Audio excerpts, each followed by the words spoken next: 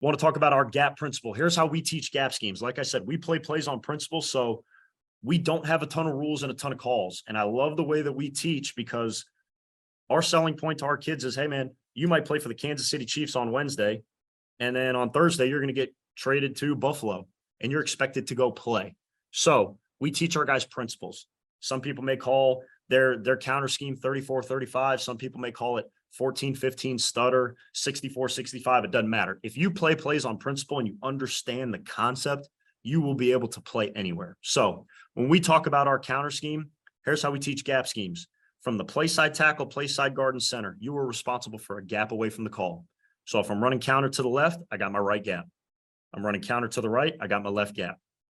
We always teach our guys how to mic point, so we use a plumb line, which is an imaginary line that goes straight down the center's crack, and we tell him to point to the first, second level defender counting outside in. And this is big because we need our guys to understand the full concept. When you run counter, you can only leave two defenders, one for the trap puller, and then one for the square puller or the second puller, whether it's the tight end or the backside tackle, okay?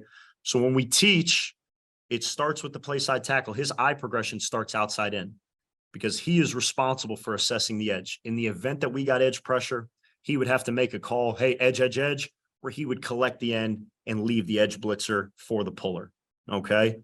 Teaching the trap pull, we'll get into it later, but we're a big pull left, pull right, hit right team, just like anybody else. I'm pulling for the end man on the line of scrimmage. I want to step over the line, rip my elbow, ride the wave, and then I want to pull right, hit right if I were running to my right.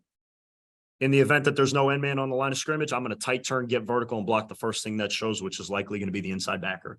Backside tackle is a B-gap hinge player, and then we have our addendums or our stress calls for any backside pressure. Tight end's always going to pull for the point linebacker if we're talking about counter OY. Okay. Moving on here. Counter OT is going to be the same thing. The way that we teach the rules is exactly the same, except obviously now the backside tackle is going to pull for the point linebacker. We like to teach a square pull here. I've seen both an open pull and a square pull. We teach a square pull because we want to track our target linebacker at all times. Okay. I know some people say, hey, you're going to read the block of the first puller. I think that's great. I've done that before. I like to feel the block of the first puller. And typically if I keep my eyes on my target, he's going to tell me where to insert.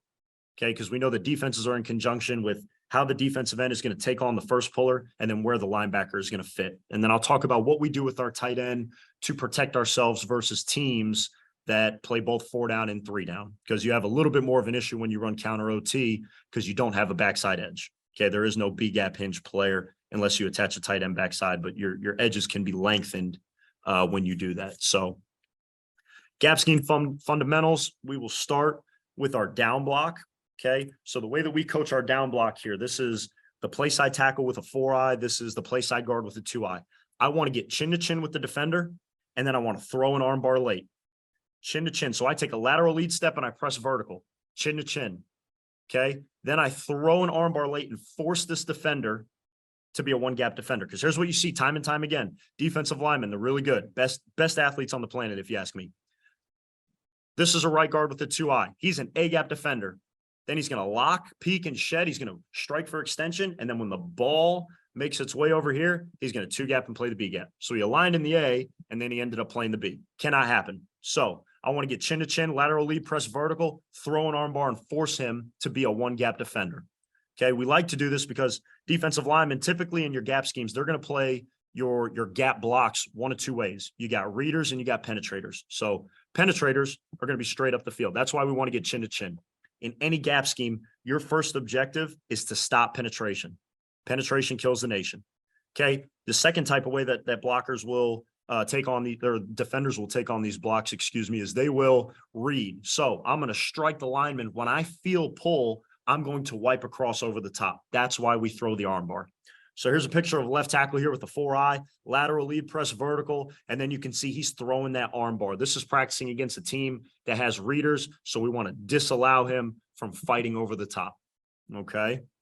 Really good job by that kid. Looking at the left guard specifically here, so we're running counter to the left, all right? Not necessarily highlighting the scheme here, just highlighting the specific block. So lateral lead, press vertical, he's got the down block by himself, force that defender to stay in the A gap, disallow him to fight over the top late. It was a really good job by him.